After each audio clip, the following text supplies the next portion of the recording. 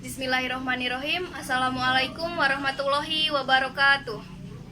Perkenalkan, nama saya Nur Indriani dengan NIM 140119000136 dari kelas 3 Bkom Fakultas Ilmu Komputer Universitas Bina Bangsa Banten. Nah, kali ini saya akan menjelaskan materi tentang analisis proses bisnis penjualan sembako. Mata kuliah Analisis dan Proses Bisnis. Dosen Pasigit Auliana. Nah, mau tahu apa saja yang akan saya bahas? Mari saksikan. Oke, di sini kita langsung pada pembahasan utama dengan judul Proses Bisnis Penjualan Sembako. Yang pertama, ada latar belakang atau alasan mengenai judul dan permasalahan. Di mana judul analisis yang saya buat yaitu Proses Bisnis Penjualan Sembako. Alasan saya mengangkat judul ini yaitu karena proses ini mudah diobservasi dan juga sesuai dengan lingkungan tempat tinggal saya saat ini. Nah, apa sih yang dimaksud sesuai dengan lingkungan tempat tinggal saya saat ini? Maksudnya yaitu tempat tinggal saya saat ini atau lingkungan saya saat ini, di mana di rumah saya sendiri, lebih tepatnya ibu saya sendiri, menjual sembako untuk kebutuhan warga atau masyarakat sekitar tempat tinggal saya. Di sini ibu saya bukan hanya menjual bahan sembako sebenarnya, ada juga bahan kebutuhan lainnya seperti warung-warungan kecil. Nah, selanjutnya, adapun permasalahan atau kendala pada proses bisnis penjualan sembako. Yang pertama, kadangkala modal susah kembali karena banyak yang kasbon atau ngutang. Kenapa sih harus ada kasbon dan ngutang? Alasannya, ya gimana ya namanya kita berjualan sembako atau membuka warung di daerah kampung, pasti ada beberapa warga yang mungkin sedang tidak punya uang atau mungkin ekonominya sedang turun. Jadi mau tidak mau kita pun harus memberikan kasbon. Itulah salah satu alasannya sih maksud saya. Untuk yang kedua, permasalahan yang kedua, bahan-bahan sembako sering naik.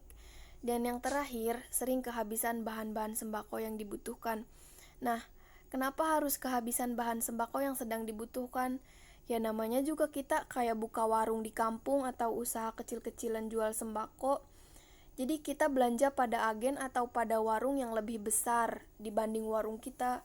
Jadi mau gak mau kita harus bersaing sama warung lain, dimana ibarat kata kita harus berebut bahan sembako. Belum lagi kalau harganya naik. Kadangkala kan sering naik turun yang namanya sembako atau kebutuhan masyarakat lainnya.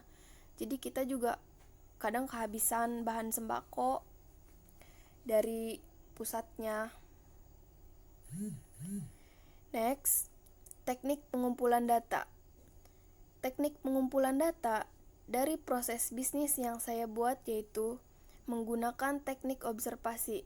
Karena teknik observasi merupakan teknik pengumpulan data yang dilakukan melalui pengamatan langsung pada bidang atau objek yang akan diamati.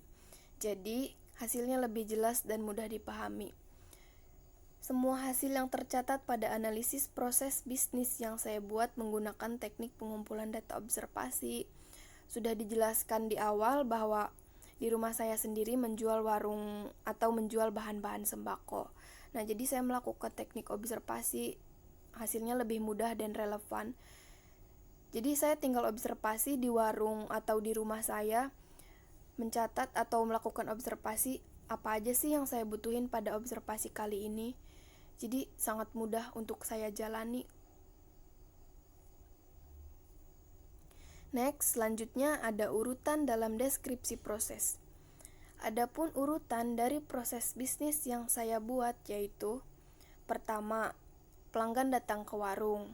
Kedua, pelanggan memilih barang. Setelah pelanggan memilih barang, yang ketiga, pelanggan membayar belanjaan. Ada yang kasbon, ada juga yang bayar cash. Yang keempat, belanjaan pelanggan dikemas. Kelima, pelanggan menerima barang belanjaan. Setelah pelanggan menerima barang belanjaan, yang keenam atau terakhir, pelanggan bisa pergi dari warung. Selanjutnya, di sini sudah tertera Rich Picture penjualan sembako. Nah, Rich Picture yang sudah saya cantumkan di PowerPoint ini itu hasil dari observasi saya sendiri, di mana sudah tercantum di sini ada beberapa gambar atau foto yang sudah saya tampilkan, itu hasil dari observasi saya sendiri. Adapun langkahnya yaitu pelanggan datang ke warung. Selanjutnya, pelanggan milih barang.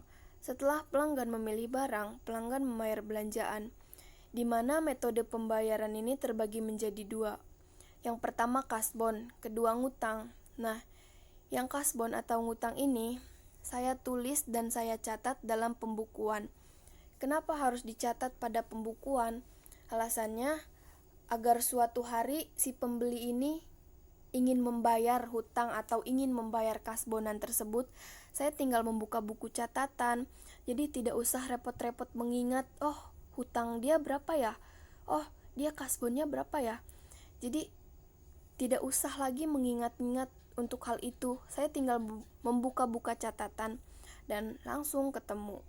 Adapun metode pembayaran yang kedua yaitu bayar cash. Yang dimaksud bayar cash yaitu membayar langsung menggunakan uang tunai. Setelah pelanggan membayar belanjaan, lanjut pada barang pelanggan dikemas. Setelah barang pelanggan dikemas, pelanggan menerima barang. Dan terakhir, pelanggan bisa pergi dari warung. Lanjut pada topik selanjutnya adalah analisis keluaran atau yang disebut output.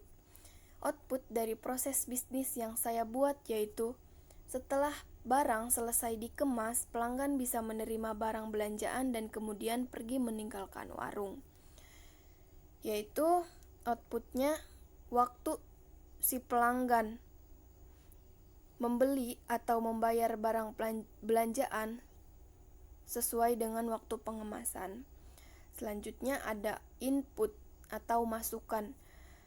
Input atau masukan dari proses bisnis yang saya buat yaitu jenis sembako yang akan dijual di warung, seperti terigu, minyak sayur, gula pasir, gula merah, garam, beras, telur ayam, telur bebek, teh, kopi, mie, sarden, dan bahan kebutuhan sembako lainnya. Pembahasan selanjutnya ada analisis kebutuhan fungsional. Dari hasil analisis kebutuhan fungsional yang saya buat yaitu laporan hutang atau kasbon dan pembayaran hutang atau kasbon ditulis dalam pembukuan, mencatat apa saja yang akan dibeli sesuai kebutuhan warung, serta catatan pembukuan yang mencakup laba warung. Alasan saya menyatukan semuanya dalam catatan atau dalam pembukuan agar tertera rapi, jadi semua laba atau semua hutang atau semua kebutuhan warung setiap minggu atau setiap bulan dan lain sebagainya sudah tertata rapih dalam satu buku, tidak bercecer atau tidak berserakan. Lanjut, ada analisis kebutuhan non-fungsional. Dari hasil analisis kebutuhan non-fungsional dari proses bisnis yang saya buat yaitu waktu pengemasan sembako sesuai waktu pembeli datang ke warung. Jadi hasil analisis kebutuhan non-fungsional ini membahas perihal waktu. Next, usulan proses bisnis. Setiap warung atau setiap bisnis pasti mempunyai usulan. Nah, dalam proses penjualan sembako yang ingin diberikan yaitu mendistribusikan bahan sembako dan membeli dari agen yang harganya lebih murah agar keuntungan yang didapat lebih besar.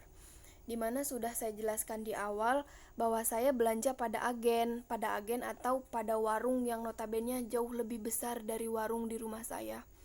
Ya alasan kenapa harus membeli dari agen atau distributor yang harganya lebih murah, karena di sini juga perjualan ya tujuannya untuk mencari keuntungan.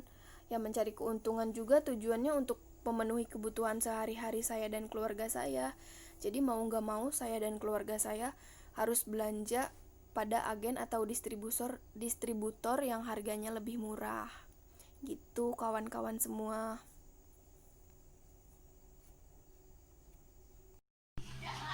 Mungkin hanya itu yang bisa saya sampaikan, kurang dan lebihnya mohon maaf. Terima kasih. Assalamualaikum warahmatullahi wabarakatuh.